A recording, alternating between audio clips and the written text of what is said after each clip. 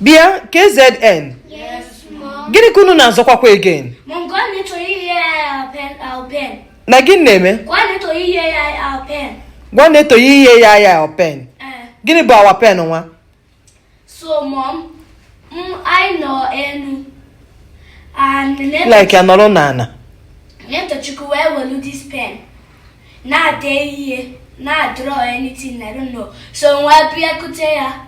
Where full with the pen? And see, Guinea Kine meba.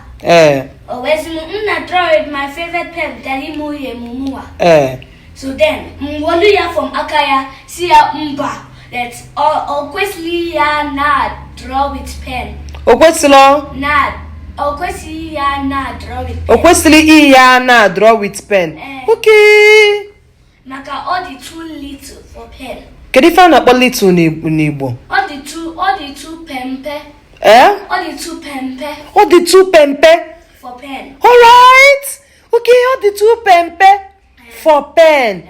Okay. So then, where will you depend as of Agama again? Kike mini. Because happen na my favorite pen. We see a that pen. But besides, I na start to school next week. Gini bo beside in Igbo? Apple. Apple. Okay, Apple I na start school next week. Apple I na start school next week. Alright. So yeah, that pen. Okay. Comes. Yes, Mom. Gini bo to gini okwa? Mom. Neto the two obere ina use pen. Oh, the two obere ina use pen. Gini weme? Neto na the disrespectful to Mona na Zite. Ke ife na akpọ disrespectful n'Igbo? Onana akwala owe go. Onana akwala owe ya. I can't hear you. Onana akwala owe ya. Okay, onana akwala onwe ya ugwu. Alright, gini ka ona na akwala onwe ya nna? Nothing. Only ife ona akwala onwe ya na ekwukwa o? So, see ya just name the pen can borrow real quick. Can borrow real quick. Okay, ka I borrow real quick. Gini bụ real quick n'Igbo? Ozugbo. Okay, ka I borrow ozugbo. Alright. See ya jewel pencil. They actually Osimumba or Charlie listen to more. Gini bụ listen n'Igbo? Nunti. No gini? Nuntimua. Nuntimua. Okay. Tumua. Actually no tumua. Okay, actually no tumua. Okay. Gini weme? So when I saw the pen from Mua. The wepa unu. Neto Chukwu. Yes, Mom. Gini ka gị na ndị ta ọ ga-atọ n'azọ? Mom, Daddy, Mom, give me this pencil so I can draw something for Ginwa. Daddy mu nyelu gị this pencil. Ọ pencil ka ijikọ pen? Or the pen. Okay, ọ the pen. Yes. Alright, Daddy mu nyelu gị the pen. Yes. Ka I wee mee gịnị? Come something for Ginwa. Ka Something. Okay, ka ịtọ ụtọ something for gị nwa. Yes. Alright. Sazite na Bramako, where disappear to Mua.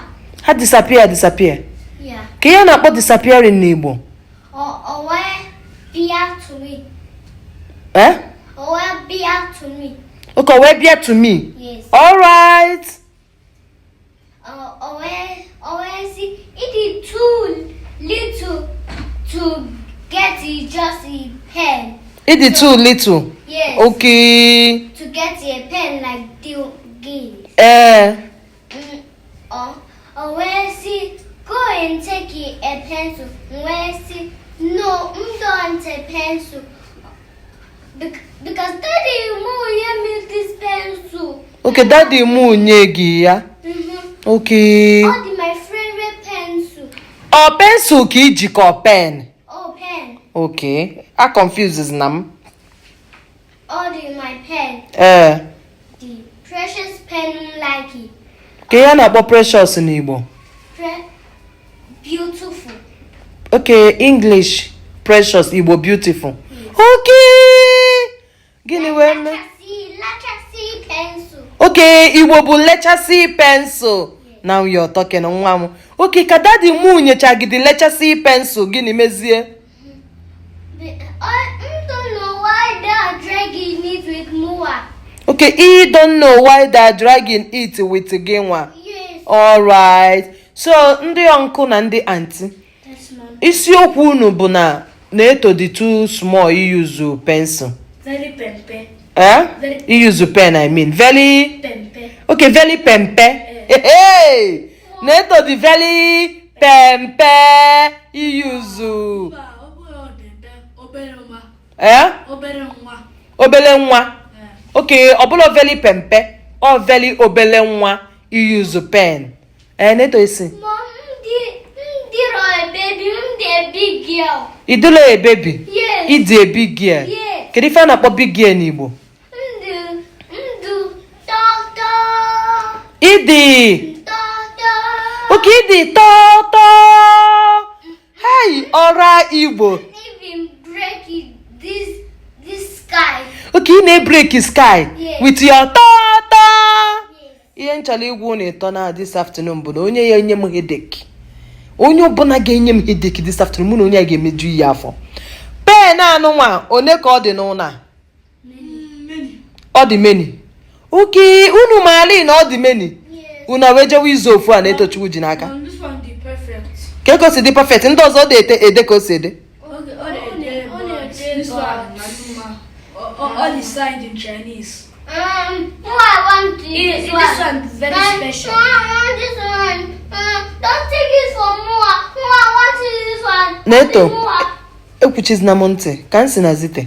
Yes, ma'am. I repeat. Onye n'ime unu ga-enye m headache this afternoon. Ọkwa ife mma abụgide onye ahụ ọkpọ fụ na onye atọ n'otu aka nri. Ọ bụrụ na ịtọ n'otu aka nri, enwe m ike ịkwụsị ịbụga ọkpọ this afternoon. Ka m fụ onye n'ime unu ga-enye m headache zuzuru nsị n'ụzọ pụọ. Unu na-azọ pen tonto. Ịka fadisi.